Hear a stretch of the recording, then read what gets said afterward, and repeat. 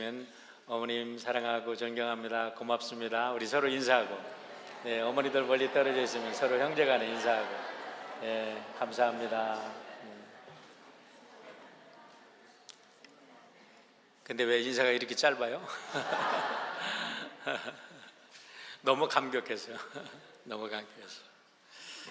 오늘 목회 수상에 제가 어머니 주일에 대한 유래를 소개했는데요, 위키피디아에 가서 마더스데이라고 치고 그 역사를 좀 이렇게 살펴봤더니 웨스트 버지니아의 그래프톤이라는 시리의 세인트 앤드루라는 교회 메서디스트 처치에서 처음 시작이 됐어요. 우리 감리교에서 이 어머니 날이 시작된 것에 대해서 참 감사하다라는 생각을 합니다. 1905년에 아나 잘비스라는 분이 어머니를 생각해서 어머니 날 운동을 시작을 했는데 재밌는 게 있어요. 이래가지고 미 의회에다가 이제 이 운동이 확정돼서 어머니 날 제정하자 그랬더니 이 사람들이 어머니 날은 제정 안 하라고 장모님 날을 제정을 했었대. 그러려고 했었다는 기록이, 웃기는 기록이 있었어요. 어쨌든 그러다가 1914년에 우드로 윌슨 대통령, 28대 대통령께서 오늘과 같은 5월 첫 주일을 어머니 주일로 지내는 것을 이렇게 선포를 했다고 합니다. 정말 어머니 날을 맞이하면서 요즘 현상 돌아가는 모습들, 성 정체성에 혼란이 가져오면서 이제는 얼마 안 있으면 어머니 날도 없어지겠구나, 이제 얼마 안 있으면 아버지 날도 없어지겠구나 라는 생각을 하면 참 우리 어머니 날이 있다는 게 얼마나 귀한 일이고, 세상이 아무리 변해도 우리 교회에서는 우리 어머니 주일을 잘 지내면서 우리 어머니들을 존경하고 사랑하고 또 가정을 잘 지켜내야 되리라고 생각을 합니다. 하지만 우리 어머니 날을 지낼 때 아버지들은 날마다 찬밥이죠. 그래가지고 서운해 하십니다. 어머니 날은 아주 큰 잔치를 하는 날이라면 아버지 날은 다 잔치 끝난 찬밥 먹는 날 같아. 그런데도 뭐 아버지들 너무 서운할 거 없다 이런 생각을 합니다. 저도 아버지가 되고 이제 할아버지가 됐으니까요. 왜냐하면 어머니 홀로 존재하는 게 아니라 어머니가 존재한다는 것은 아버지가 존재한다는 말이고요. 또 어머니가 귀임을 받는다는 것, 존경을 받는다는 것, 그것은 동시에 아버지가 존경을 받는다는 뜻이라고 저는 생각을 합니다. 어머니가 아이들을 뱃속에서 아프게 낳았기 때문에 그런지 모르지만 제가 개인적으로 볼 때 저는 남자들이 인정할 건 인정해야 된다 생각을 합니다. 아무리 얘기를 해도, 아무리 뭐라 그래도, 의식적으로 노력해도 아내의 자녀 사랑만큼 나는 자녀를 사랑할 수 없다라는 것이 제 개인적인 고백입니다. 어렸을 때 제 딸아이가 아파서 절절 끓고 이제 아파해도 저는 잠잘 시간이면 잠을 잡니다. 굴굴 자다 일어나 봐도 제 아내는 아이를 케어하고 있어요. 그런 거를 보면서 야, 이건 도저히 나하고는 상대가 안 되는구나. 그리고 이제 아이가 시집가서 손주를 낳는데 얼마나 예쁜지 몰라요. 정신이 하나도 없어요. 그런데 막상 손주하고 놀아주려고 저 혼자 놀아주려고 그러면요 10분도 못 놀아줘요. 저는 10분도 못 놀아주는데 제 아내는 하루 종일 재미있게 놀아줘. 신비해. 그러니까 제 딸아이가 엄마를 좋아할 수밖에 없지요. 그래서 엄마를 좋아한다고 해서 제가 이제 시기하고 질투하지 않기로 했습니다. 존경해야지, 사랑해야지. 그렇죠. 아빠는 그런 모습 보면서 가족의 그늘이 되어주고 가족의 울타리가 되어주는 것이 아버지의 또 기쁨이라고 생각을 합니다. 이민 생활에서 자식들 하나 바라보고 수많은 역경을 이겨낸 아버지들, 그래서 우리의 가정이 있고 그래서 우리의 어머니가 계시지요. 우리 어머니 아버지들 수고 많이 하셨습니다. 오늘 하루만이라도 행복하시기를 바랍니다. 오늘은 본문 말씀을 통해서 주님의 은혜와 부모님의 은혜에 대해서 동시에 생각을 해보려고 합니다. 우리 1절 말씀은 그 후에 유대인의 명절이 되어 예수께서 예루살렘에 올라가시니라고 시작을 합니다. 그 후에 라는 말씀은 예수님께서 유대에서 갈릴리로 오시다가 사마리아에 들려서 사마리아 여인을 이제 구원시켜 주시고, 또 수가성에 가셔서 수가성에 있는 왕의 신하 아픈 아들을 구해 주셨습니다. 그때가 6월절을 지나고 이제 사마리아 오시고 시간이 흘렀어요. 그리고서 다시 명절을 맞았다라는 것을 보면 이 명절이 6월절 지나고 맞이하는 오순절이라는 것을 알게 됩니다. 6월절 지나고 50일째, 그래도 우리가 77절이라고도 하고 이걸 오순절이라고 하는데요, 이 오순절이 다시 명절이 되니까 예수님께서 다시 어디로 올라가셨냐면 예루살렘으로 다시 올라가셨다는 거예요. 그런데 왜 올라가셨을까라는 것을 보면 2절과 4절에 예수님께서 예루살렘에 올라간 목적이 나타나 있습니다. 예루살렘에 있는 양문 곁에 히브리 말로 베데스다라는 못이 있는데 거기 행각 5이 있고 그 안에 많은 병자, 맹인, 다리 저는 사람, 혈기 마른 사람들이 누워 물의 움직임을 기다리니, 이는 천사가 가끔 못에 내려와 물을 움직이게 하는데 움직인 후에 먼저 들어가는 자는 어떤 병에 걸렸든지 낫게 되밀어라 라고 말합니다. 예루살렘에 양문이 있었다고 합니다. 그런데 원래 예루살렘 성에는 우리가 느헤미야를 읽어보면 느헤미야가 예루살렘 성벽을 재건하면서 이 성문을 10개를 만듭니다. 그리고 망대 4개를 세웁니다. 그러니까 예루살렘 성에는 10개의 문이 있었는데 나중에 언제 2개가 클로즈 된지는 모르겠어요. 이것이 이제 8개의 성문이 남아있고 지금까지도 예수님 당시에도 지금까지도 8개의 문으로 남아있지요. 물론 예루살렘 성이 무너진 후에는 그 문들은 이제 사라졌죠. 자, 그런데 그 중에 양문이라고 하는 문이 있는데 이 문은 감람산을 마주보고 동쪽을 향해 있는 문입니다. 그런데 이 문 앞에서 스데반이 돌로 맞아 순교했다고 해서 스데반의 문이라고 이야기도 하고, 오스만 터키의 술탄 슬레이만 1세가 예루살렘을 정복하고 와서 이 성벽을 재건을 하고 성문을 고칠 때에 잠을 자다가 사자 4마리가 나타나서 자기를 꿀꺽 삼키는 꿈을 꾸었어요. 그래서 알아보니까 사자는 유대인들을 뜻하고 결국은 언젠가 이 유대는 반드시 회복될 것이다 라는 이런 이제 꿈 해몽을 봤습니다. 그래서 사자의 문이다 라고 해서 양쪽에 2마리씩 한 쌍씩 4마리의 사자를 세워서 사자의 문이라고도 부르기도 한다고 합니다.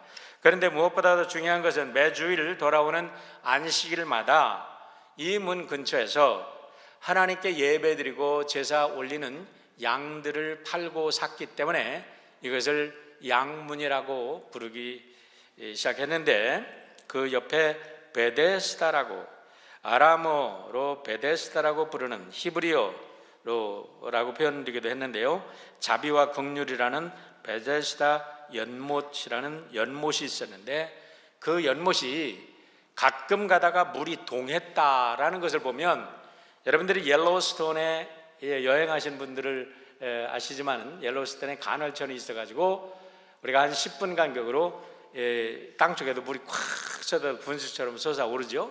그런 간헐천이 돼가지고 거기가 이제 연못이 생긴 거죠. 그러니까 우리가 온천물인데 간헐천이다라고 우리가 추측을 해볼 수가 있습니다.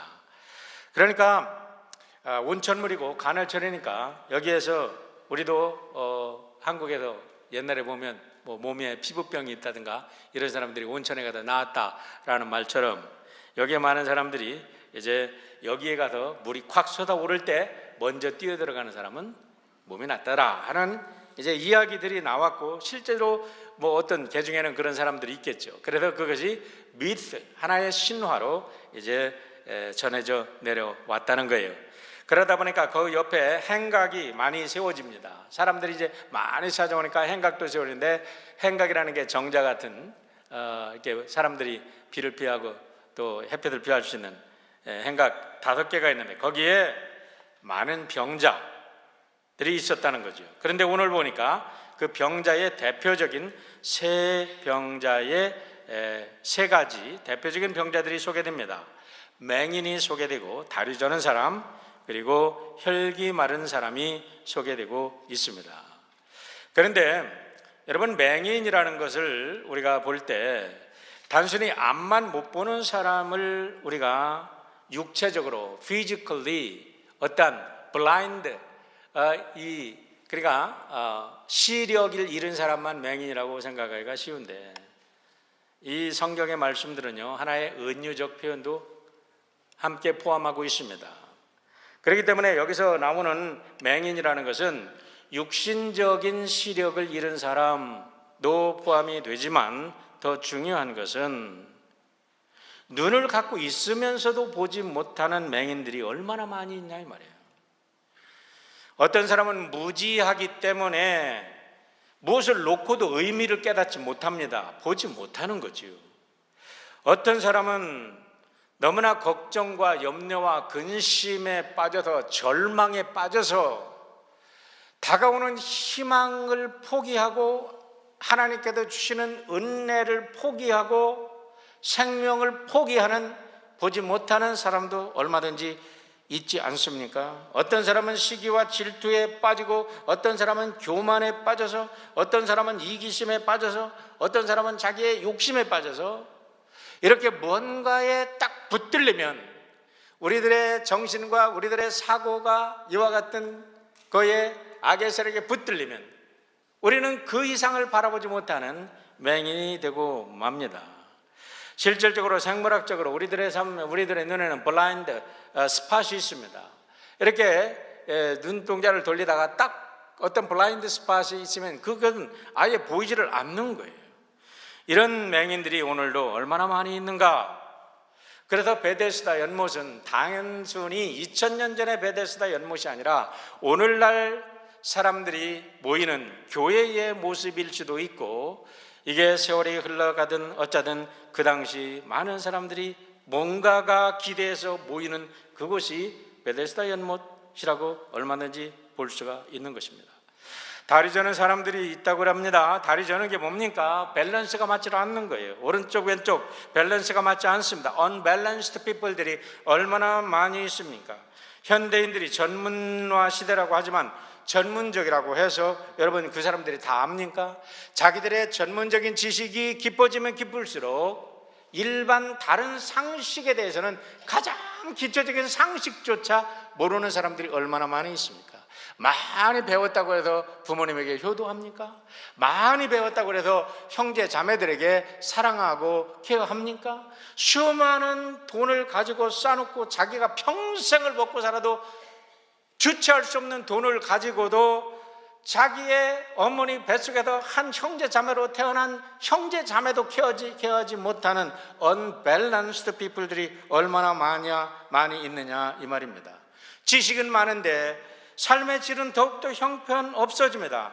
물질은 풍요해지는데 정신적으로 더 황폐해지고, 상대적 빈곤감에 더 시달리고, 이기심에 시달리고, 형제 자매 인간의 참된 사랑은 식어가는 오늘의 이 시대에 우리가 다리 저는 사람들이 얼마나 많이 있느냐 이 말입니다. 돈은 많습니다. 그런데 건강이 없어요. 건강은 좋고 시간도 많은데 돈이 없어요. 세속적으로 보면 하여간 세상은 참 안타까운 일들이 많이 있습니다. 머리에 든 지식은 많은데 삶의 지혜가 없는 사람도 있고, 머리에 든 지식은 없어도 세상의 현실의 삶 속에서 지혜롭게 사는 사람도 있습니다. 교통수단은 발달하는데 왜 이렇게 바빠집니까? 컴퓨터가 발달하면 컴퓨터가 좀 모든 일을 처리해주고, 옛날보다 얼마나 많은 일을 처리해 줍니까? 그러면 우리가 좀 한가해야 되지 않습니까? 그런데 컴퓨터가 발달하면 발달할수록 우리들의 삶은 무엇인가 얽매여서 정신이 없어요.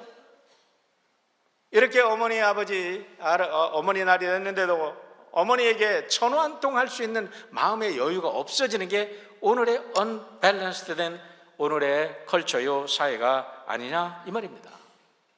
오늘 주님은 그 현장에 찾아오시는 거예요. 재밌는 이야기가 있습니다.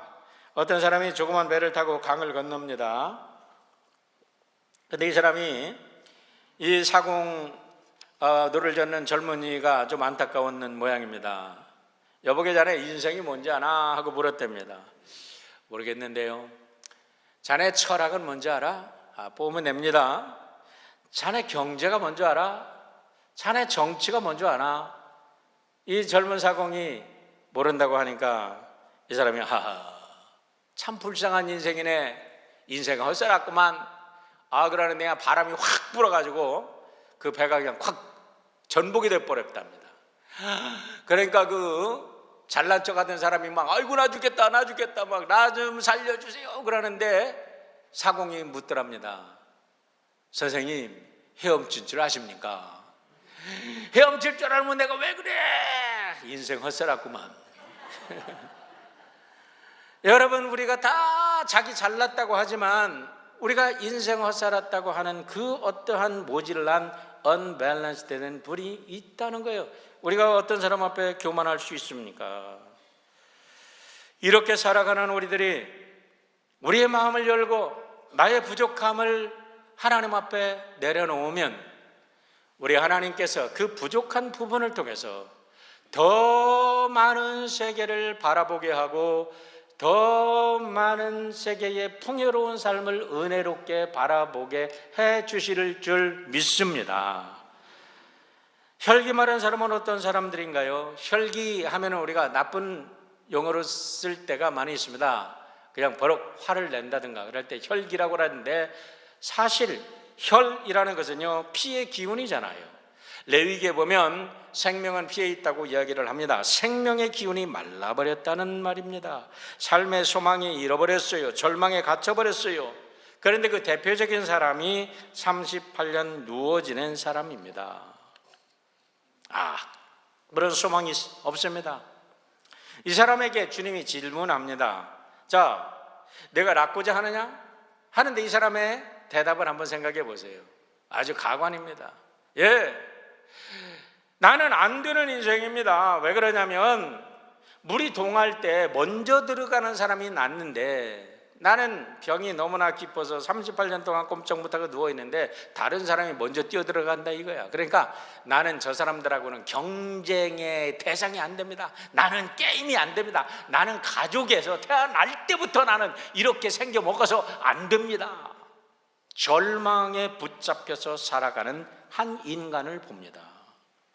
여러분 주님께서 몰라서 내가 낫고자 하느냐를 물으신 것 같습니까? 아닙니다. 그에게 챌린지를 하는 거예요. 너의 근본적인 문제는 너의 육신의 질병이 아니라 내 생각의 문제다.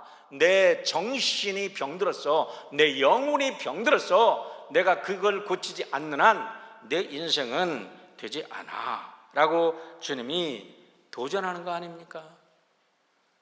여러분 닉 부이치치라는 사람 여러분 다 잘 아시죠? 너무나 유명해서 제가 오늘 여러분에게 보여드리지 않습니다. 영상도 보여드리지 않는데 사지 팔다리가 없이 태어났어요. 태어났는데 어머니가 너무나 괴물 같은 애를 내가라고 어머니도 뒤돌아보지 않고 그렇게 자라왔어요. 얼마나 많은 갈등이 있었겠습니까? 그 사람 보면 참 똑똑한 사람이에요. 머리는 비상한 사람이죠 보니까.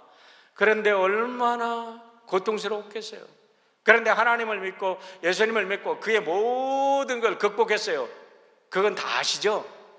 그런데 그 사람이 2012년에 결혼한 거 아세요? 아주 미인하고 결혼했어요. 일본계 여인인데 아주 미인이 결혼해서 2013년에 아들 난 거 아세요? 아들 낳아도 지금 잘 살고 있어. 많은 사람들이 안 된다 인생의 쓰레기 취급하는 그런 상황이지만 주님 만나니까 축복받고 주님 만나니까 복의 근원이 되고 주님 만나니까 세상에 복음을 전하고 하나님의 생명을 전하는 사람이 되는 줄 믿습니다. 여러분 오늘 주님이 우리들에게 그렇게 다가오시는 거예요. 17세기 영국의 사상가 프랜시스 베이컨이라는 사람이 인간들은 누구나 네 가지 우상에 갇혀 산다고 이야기를 합니다. 여러분 그거 너무나 잘 아는 얘기니까 잠깐 짚고 넘어갑니다. 극장의 우상, 그 사람은 네 가지 아이돌로 표현했는데, 극장의 우상이라는 것은 역사와 전통, 권위의 사상에 얽매여서 무비판적으로 살아가는 거야. 우리의 전통 이거야. 전통을 꽉 붙잡고 전통 아니면 죽어 이러면서 그 전통 때문에 아무것도 안 되는데, 지난번에 얘기했듯이 김경일 박사가 공자가 죽어야 나라가 산다 라고 하면서 우리나라가 발전하지 않는 것, 이 유교 정신 때문에 그렇다. 유교 귀한 거예요. 우리가 부모 형제 잘 모시고 잘 살아, 그것까지는 좋아. 그런데 그것이 하나의 젊은 사람들의 창조적이고 무한한 자유로운 생각을 가둬버린다면 그건 문제가 되는 거죠. 그래가지고 요즘에 한국에서 종손의 그 큰아들 집에는 종손이 된 사람, 그 사람에게는 시집도 안 간대. 왜냐하면 시집가면 1년 내내 제사 지내야 되니까. 그러다 종갓집에 며느리가 들어가면은 새해가 오면 새해 꿈을 꿔야 되는데 전부 다 칼렌더에다가 빨간 글씨로 빨간 걸로 동그라미 치면서 언제 제사, 이건 누구 제사, 이건 누구 제사, 누구 제사, 과거의 것으로 돌아가가지고 전부 다 거기에 묶여가지고 젊은 사람들의 삶을 무덤 속으로, 무덤의 문화를 만든다는 거예요. 일리가 있는 얘기입니다, 여러분. 부모를 존경하지 말라는 건 아닙니다. 사랑하고 존경해야죠. 그러나 그 포인트를 우리가 알아야죠. 종족의 우상이 있습니다. 동굴의 우상이 있습니다. 개인의 성격, 교육, 관점, 취향, 그것이 전부 다 진리의 표대로 생각합니다. 자기의 성격이 잘못된 것 알면 고치려고 노력해야죠. 자기의 교육과 자기가 받은 관점, 자기들의 어떤 퍼스펙티브가 잘못됐다면 인정해야죠. 인정하면 새로운 빛이 들어갑니다. 거기서부터 새로운 무한한 세계가 열리는데 절대로 자기의 잘못을 인정하지 않아. 나는 완벽해. 지난주처럼 나는 절대로 아니야. 여기에 제가 The End of Me라는 책을 하나 소개시키려고 하는데, 여기에 보면 이 카일 아이들먼이라는 목사님이 아주 쓴 유명한 책이에요. 지난주에도 제가 책을 하나 소개했는데 오늘 이 책도 한번 보세요. 여기에 보면 뭐라고 하냐면 나의 자원이 제로가 될 때, 내가 인벤토리를 해서 했더니 내 거 아무것도 없어. 그때부터 하나님의 역사는 시작된다는 거예요. 여러분, 내가 가진 잘못된 우상 속에 나를 가두고 살면 발전이 없습니다. 평생 가난하게 사는 거예요. 평생 무지 속에 사는 거예요. 평생 관습 속에서 그냥 쳇바퀴 돌아도 사는 거죠. 그러나 우리 예수님은 오늘 우리가 여러분에게 찾아오셔서 우리를 밝은 세상으로, 무한한 하나님의 창조의 영역 속으로 함께 동행해 주시는 주님이신 줄 믿으시길 바랍니다. 시장의 우상은 굉장하죠. 언어의 오류로 오는 우상입니다. 사람들이 시장에서 서로 교육을 하면서 관련 짓는, 시장에서 만들어내는 그 언어 때문에 사람들이 거기에 갇힌다는 거예요. 요즘에 매스미디어에 의해서 만들어지는 그와 같은 기사들, 잘못된 거짓 뉴스들이 그 뉴스에 잡혀, 그게 잘못된데 기사들이 계속해서 신문에서 잘못된 방송을 하니까, 그래도 독재자들이 독재의 권력을 잡으면요 가장 먼저 잡는 게 뭐냐? 방송 장악, 언론 장악.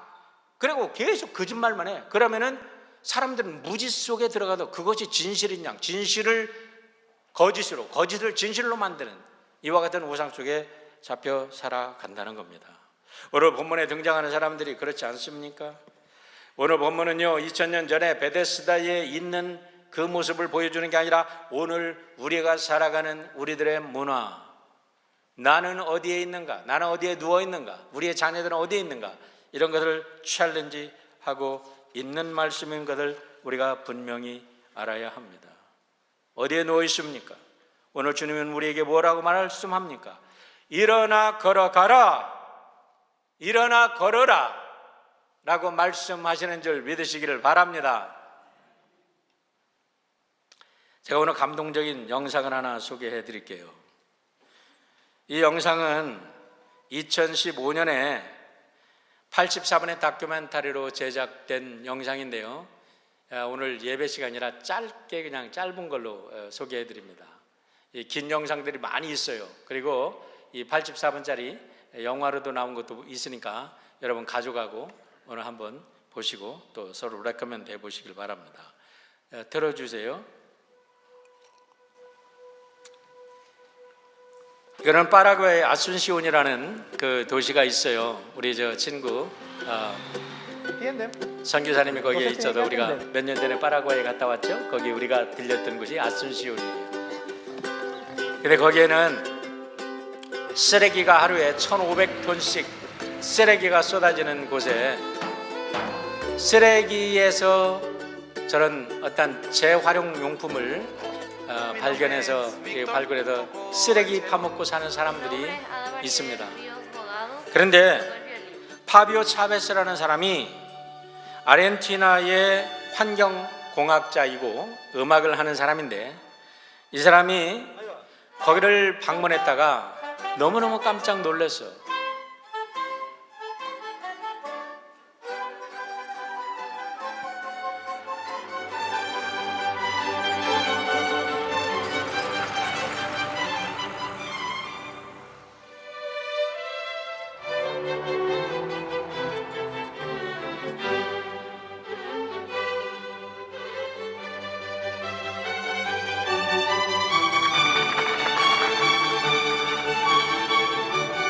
Kids in Paraguay actually made all of the 왜 instruments out of 놀랐냐면 trash.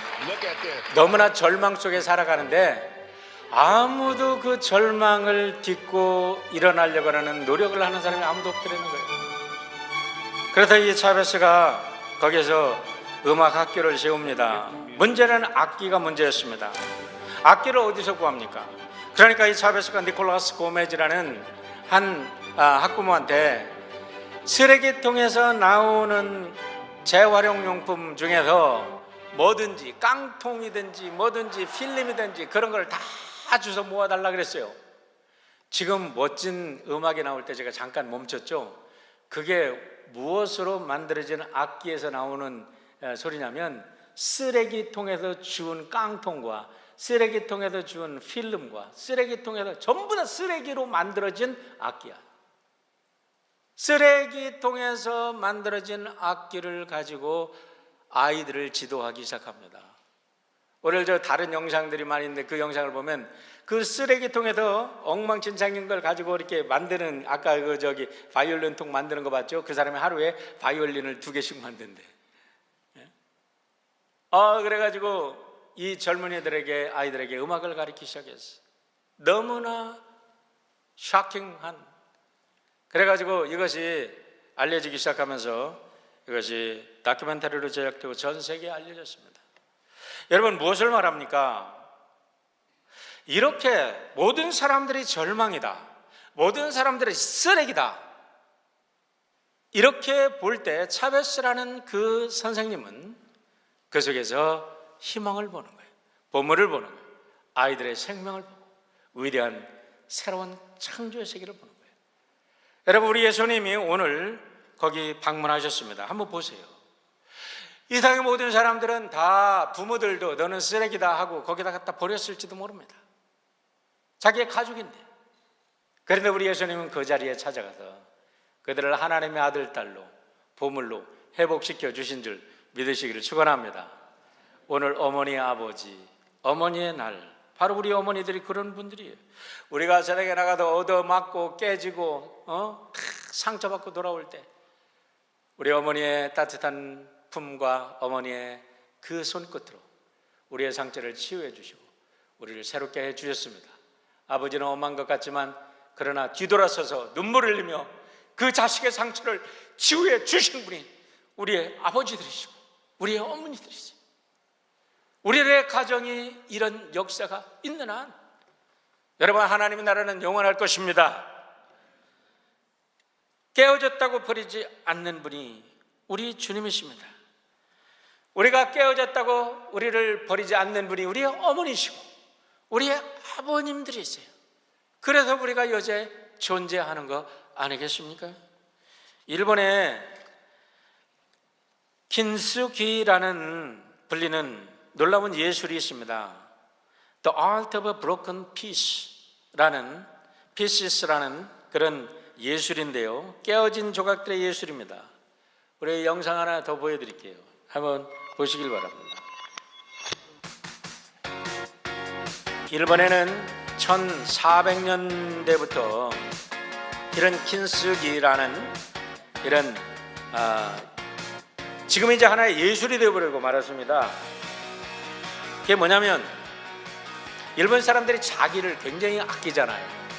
참 안타까워요. 우리나라에서 넘어간 자기 기술을, 도자기 기술, 백제의 자기 기술자들을 다 붙잡아갔어. 근데 일본은 그 자기가 얼마나 귀한 것, 진짜 가치를 깨닫고 그거를 자기들의 보물로 삼았어. 우리는 자기의 기술자들을 천한 것들로 여기고 그들을 무시했어. 전부 다 우리나라에서 만들어진 우리나라의 기술인데 말이에요. 그런데요, 자기가 깨지면 어떡합니까? 어이구, 이 귀한 거 깨졌네 하고 버릴 텐데, 이런 것이 반복되다 보니까 깨진 자기를 가지고 거기다가 금가루하고 오칠과 특수 악교를 붙여서 이거를 다시 만드는 거예요. 그래가지고 이 영상도 여러분 많이 나와 있습니다. 한번 보십시오. 얼마나 유명한 영상인지 몰라요. 깨진 것이 더 아름답게 만드는 거예요. 더 신비한 거야. 그러다 요즘에는 사람들이 자기를 사가지고 깨가지고 거기 가서 다시 그것을 만든다고 하는 이야기를 들었습니다. 그렇습니다. 우리가 어떤 상태에 있든지 우리가 창조의 주님 앞에 나오면 우리 주님은 이렇게 우리를 새롭게 해주시는 창조의 하나님이신 것을 믿으시기를 바랍니다. 이것을 믿는 게 그리스도인들이잖아요. 그래서 우리는 우리 하나님을 창조의 하나님이라고 부르잖아요. 그래서 믿는 사람들에게는 불가능이 없는 줄 믿습니다. 이 아름다운 5월 가정의 달에, 어머니 날에 이 어머니들과 아버지들에게 이렇게 귀한 사명을 맡겨주셨어요. 그리고 우리가 여기에 존재하는 것은 어쨌든 우리 어머니 아버지들의 그 하나님이 주신 사랑으로 오늘 우리는 여기에 앉아 있는 것입니다.